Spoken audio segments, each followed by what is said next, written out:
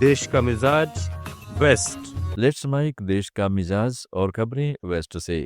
महाराष्ट्र की 29 महानगर पालिकाओं में भाजपा और महायुति की लहर आई है। 26 नगर निगमों में भाजपा ने परचम लहराया। बीएमसी में पहली बार भाजपा ने शिंदे की शिवसेना के साथ मिलकर उद्धव ठाकरे को 30 साल बाद शिकस्त दी। बीएमसी चुनाव के मतों की गणना शुक्रवार सुबह 10 बजे शुरू हुई। गिनती के बाद 1700 उम्मीदवारों की जीत हार का फैसला हो गया।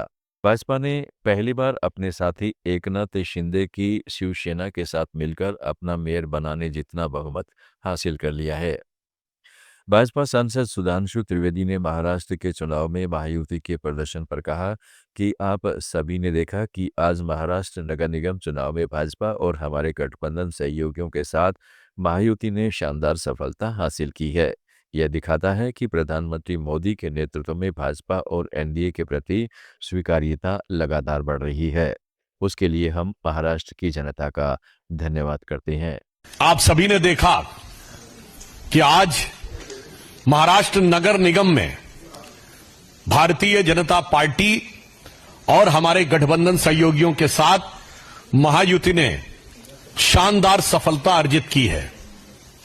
यह दर्शाता है कि प्रधानमंत्री श्री नरेंद्र मोदी जी के नेतृत्व में भाजपा और एनडीए के प्रति स्वीकार्यता उत्तरोत्तर बढ़ रही है। मात्र कुछ दिन पूर्व केरल नगर निगम चुनावों में तिरुवनंतपुरम में पहली बार हमने बहुमत पाया था। आज देश के और संभवतः एशिया के सबसे बड़े नगर निगम BMC Brihan Mumbai municipal corporation में जो अभूतपूर्व सफलता भाजपा एनडीए और वहां महायुति को मिली है, उसके लिए हम महाराष्ट्र की जनता का, महाराष्ट्र के मतदाताओं का भारतीय जनता पार्टी की तरफ से धन्यवाद देते हैं। वहीं शिवसेना के मीडिया समन्वयक दिनेश शिंदे ने कहा है कि चुनाव के दौरान पार्टियां एक दूसरे पर आरोप लगाती रही हैं, लेकिन शिवसेना भाजपा ने हमेशा जनता के सामने विकास का एजेंडा रखा है। मुंबई को आगे ले जाने और विकसित करने के लिए शिवसेना भाजपा सरकार काम करती रहेगी। स्याही के निशान के विवाद पर उन्होंने कहा कि स्याही स्वीकृत थी, हालांकि वह मार्कर से इस्तेमाल की गई थी, केवल स्वीकृत स्याही का ही प्रयोग किया गया था। ये सारे चुनाव में सर एक प्रोसेस रहता है, हर एक पार्टी एक दूसरे के ऊपर आरोप करती रहती है, लेकिन शिवसेना बीजेपी ने हमेशा डेवलपमेंट का एजेंडा सामने रखा है और ये मुंबई को आगे लेके जाने के लिए, मुंबई का विकास करने के लिए, ये मुंबई में लोगों को फैसिलिटीज क्रिएट करने के लिए शिवसेना और बीजेपी की सरकार जो है वो कार्यरत रहने वाली है। राजस्थान कांग्रेस अध्यक्ष गोविंद सिंह डोटासरा ने एसआईआर की समय सीमा बढ़ाए जाने पर कहा, मैंने कल प्रेस कॉन्फ्रेंस में ही दावा कर दिया था कि वोट चोरी के लिए भाजपा एसआईआर की तारीख को आगे बढ़वाएगी, क्योंकि कांग्रेस नेताओं और कार्यकर्ताओं की मुस्तैदी के कारण ये लोग षड्यंत्र में कामयाब नहीं हो पा रहे हैं। निर्वाचन आयोग ने कल की तारीख में जारी हुए आदेश में एसआईआर की प्रक्रिया अवधि 19 जनवरी तक बढ़ाना साफ दर्शाता है कि भाजपा किसी भी स्तर पर गिरकर विभिन्न वर्गों और कांग्रेस विचारधारा के मतदाताओं का वोट काटने का षड्यंत्र कर रही है।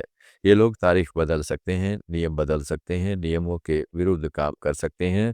इनका उद्देश्य सिर्फ कांग्रेस विचारधारा के वोट को योजनाबद्ध तरीके से काटना है। के सामने ये कोई न कोई नियम बदलेंगे, कोई न कोई नियम बदल करके इस डेट को बढ़ा करके ये जो बेईमानी के फार्म आए हैं, प्रिंटेड फार्म आए हैं, बीजेपी के कार्यालय से जो फार्म गए हैं और उन फार्मों को जो जमा कराया गया है, उनके खिलाफ इन अधिकारियों को मुकदमा दर्ज कराना चाहिए और इनके साइनों की वेरीफाई जांच करनी चाहिए। देश का मिजाज में फिलहाल इतना ही, जुड़े रहिएगा लेट्स माइक के साथ। आप सुन रहे थे let's mike more than radio. Follow कीजिए हमें हमारे सोशल मीडिया प्लेटफॉर्म्स पर। It's time for news. It's time for more than radio. Presenting the first radio news app, Let's Mic.